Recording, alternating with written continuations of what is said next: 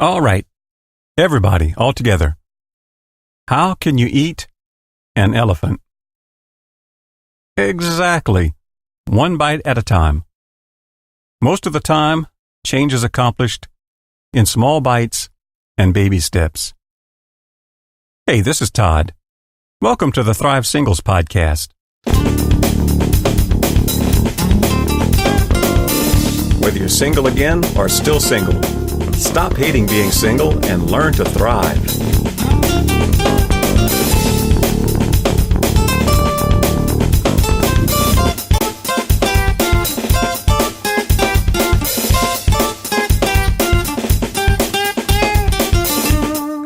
And welcome back to the Thrive Singles podcast. I'm so glad you decided to join me here again this week. And more of you are doing so. Last month, Thrive Singles podcast hit a new high in downloads, and Thrive Singles blog also had its best month ever. So, thank you. Thank you all for checking out the podcast and the website. Hey, do me a favor. If you find this helpful, like it, share it, give it a good review on whatever podcast app you use. By doing that, you never know who you might help learn to thrive. Learning to thrive is, at its heart, personal growth. And growth is a process. It takes time. So don't be discouraged if you're not there yet. Keep doing the right things and give it some time. The first step in the process of thriving as a single person, if I might share a deep thought, or a cliche depending on your frame of reference, the first step is actually taking the first step. Sometimes the hardest part is overcoming the inertia of years of inaction and getting started. Like the ancient Chinese saying says, a journey of 1,000 miles begins with a single step. There has to be a beginning. There has to be a point in time when you take that first step. It can start with something small but significant, like saying a polite but firm no to something you really would rather not do, or saying yes and giving yourself permission to do something you've been longing to do but keep getting talked out of by yourself or other people. Maybe for you the process starts with turning down that date with that person you know will pressure you for sex. Or maybe it means taking out a piece of paper and pencil, or creating a new document on your favorite app if you're more high-tech. And finally making your list of things you must have and list of things you won't put up with in people you go out with. Or your first step might be more difficult. It might be you breaking off your relationship with that person who has a way of making you feel ugly or stupid, or who doesn't value your opinions and beliefs. It could be lacing up your shoes and starting that exercise program. Could be preparing healthy home-cooked meals more often. Starting to track your money and planning your first budget. Could be taking a class to learn more in an area you've fallen behind in, or maybe about something you've always been interested in. Little or big, the starting place is yours to choose, but there must be a start, a definite action that says things will be different from now on. And it would be great if things were different now. It would be great if you were further along the path, but you are where you are. In past posts, I mentioned that I endorse a form of fake it till you make it. I believe it's okay to fake it, as in asking yourself, what would I do if I were successful, emotionally healthy, and confident? And then act accordingly. But when it comes to your starting point, don't try to fake it. Be as honest with yourself as you can, or maybe ask a few carefully selected friends to evaluate where you are and where you need to work.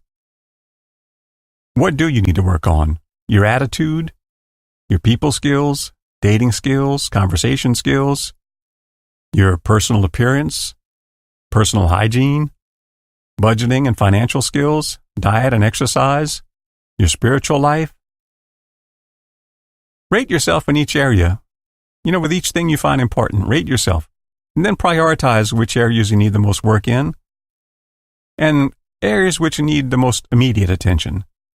Then slowly and steadily do the work. And once you achieve a little forward motion, keep up your momentum. Progress might come quick in some areas or might come slowly in others, but it will come. And it'll be worth it when you start to see the payoff. Keep your goal in mind. Wait a minute. What is your goal? You do have a goal, right? You should always begin with the end in mind. Is your goal to get and stay happily married? Is it simply to stop going through this cycle of bad relationships? Or is it just to live a happy, healthy, fulfilling life as a single person? To get to any of those goals, I suggest your first goal should be to grow into the best version of you can be. That will ultimately lead to any of those other things you might want. The payoff will be you being and feeling more alive, more attractive, and more confident. It'll be you making choices based on your preferences instead of the pressure from other people or your own inner critic. The payoff is you being so happy as a single that you don't feel any pressure to rush into a relationship. Having your goal in mind can keep you moving forward. Also, keeping your mind filled with good stuff, like the Thrive Singles podcast and the Thrive Singles blog, and other quality resources. Those help. A little success helps too. As you do see some growth, stop and acknowledge it.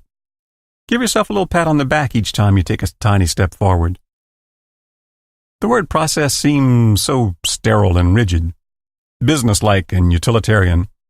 Sounds like a necessary evil, strictly a tool for getting from here to there. And yet, it is a tool, it is necessary, and it does have great utility, but that doesn't mean the process can't or shouldn't be enjoyable. Embrace the process. Give yourself permission to try, fail, and try again as many times as it takes. It will take a few failures before you get it right and begin to internalize the lessons you learn along the way. As you learn to thrive, you'll begin to relate better to other people, be and feel more attractive, and be more confident in interacting with the opposite sex. You'll feel more comfortable with yourself and with your life as a single. And you'll build a life you enjoy so much that you won't jeopardize it by bringing just anybody into it. You'll be more selective when considering who you might want to be in any kind of relationship with. So, enjoy the journey. Don't rush it. Stop to enjoy the view from each new level you reach. You're building a new and improved you and a new and improved life. Be happy, content. Be a well-adjusted single person. There's joy in that. Till next time, take that first step. Keep growing, enjoy the journey, and thrive on. I hope you enjoyed this week's podcast. See you next week. Till then, be sure to subscribe and go check out my extensive archive of past posts at thrivesingles.com. And thrive on. Whoa, thrive. Yeah, come alive. There's more to life. You gotta grow, you gotta thrive. Whoa, whoa, you gotta thrive. There's more to life than to just survive.